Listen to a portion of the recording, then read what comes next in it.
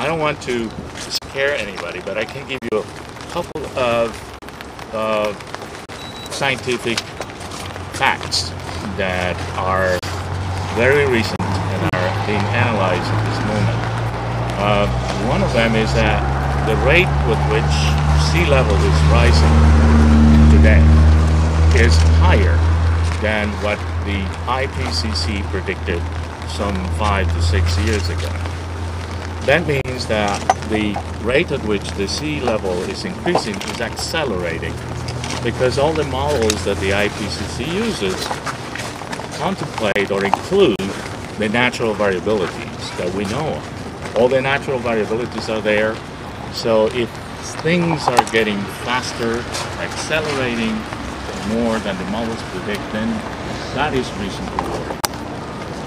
The other thing is that the amount of sea ice floating on the Arctic is also decreasing phenomenally high, and is decreasing more than the models the IPCC had used to make predictions and to make projections. In fact, in the last year, the amount of ice that is being melted away from the Arctic is 1 million kilometers, 1 million square kilometers more than the models had predicted. So again, it's an acceleration of what the climate is doing, what the models are predicting. So the models are not perfect, of course they are. And in fact, I tell my students all the time, all the models are wrong, by virtue of the fact that they are incomplete, half.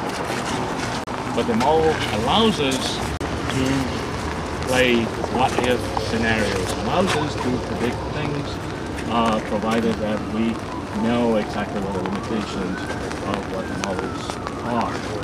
And that allows us to see if the system is working in a different way as the models predict, that something must be missing. Something must be there that is not being taken into consideration. In order to explain what these two accelerations are, the IPCC also had a prediction of what the emissions of carbon were going to be by this year. And it turns out that their predictions, or their estimations, or their scenarios, are right now 3% below what is the truth, what is being spewed out into the atmosphere. So we are putting more and more CO2, more than the predictions had. And can we fix your, yeah. Where's the cut? The cut is right there. That's the consequence of global warming that I didn't predict. And it was a cut with his umbrella. Yeah, I'm almost done. I am almost done. So it is usually the case that these students who are the cause that I am here, they push me to come here to say some things about this global warming problem. They may sound to you that they are a little impatient, and you may dismiss their impatience because they are young, and young people tend to be impatient. But I would tell you that what I have seen in the Arctic makes me impatient too, because I see that the deterioration of the environment in the Arctic, which is an area in the mind, is progressing at a very, very increasing rate. So the Arctic is degrading, and the degradation of it is accelerating. So the data, the scientific data, are frankly consistent with what these students are saying and are trying to push for. So I hope that the task force listens to them.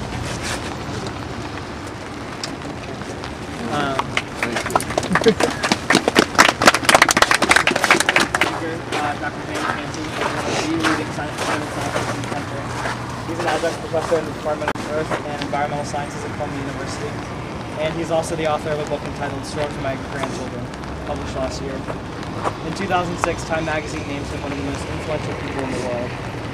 Former Vice President Al Gore wrote of Hansen, "The world's premier climate modeler has helped push Americans to their own tipping point, to the realization that global temperatures are rising dramatically, that the consequences are grave, and that there are solutions available that can reverse those planet-altering trends."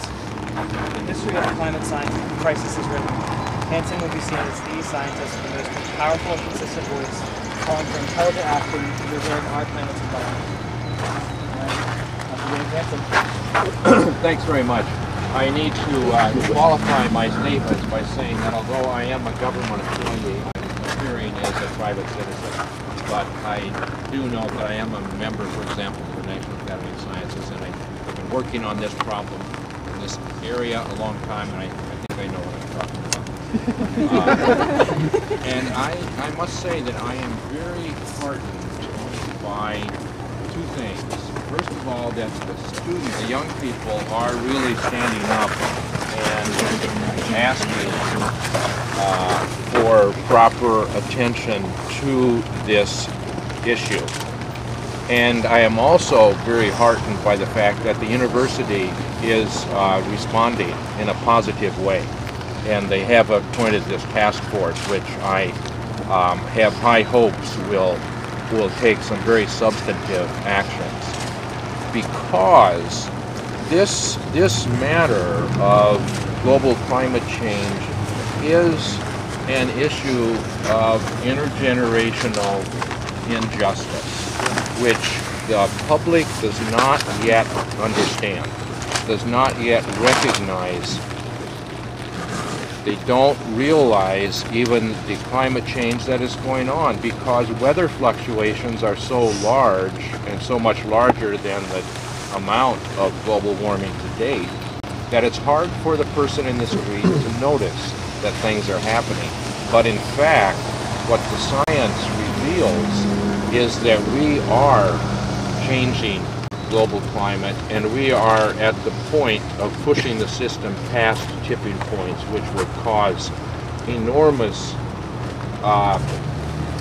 problems for young people, for today's young people. And what the science makes clear is that we cannot burn all of the fossil fuels without pushing the planet to a completely different state, with major changes within this century, within the lifetimes of the people, of the students who are now in the universities, within the lifetimes of my children and grandchildren and other young people. And when we look at the fossil fuels, how much carbon there is in oil, how much there is in gas, and how much there is in coal, we easily identify that the big problem is coal. That is the one thing which has the most carbon, and it is the fossil fuel that could be dealt with. The oil and gas, we've already used a good fraction of that, and what remains is largely owned by countries like Russia and Saudi Arabia. And we have this whole energy system set up, so we're going to use most of that oil and gas. But we can still solve the problem because most of the carbon is in coal, and which is the dirtiest fuel on the planet. We have to move to the energy systems beyond fossil fuels faster. And we have to leave in the ground most of the remaining coal. If we do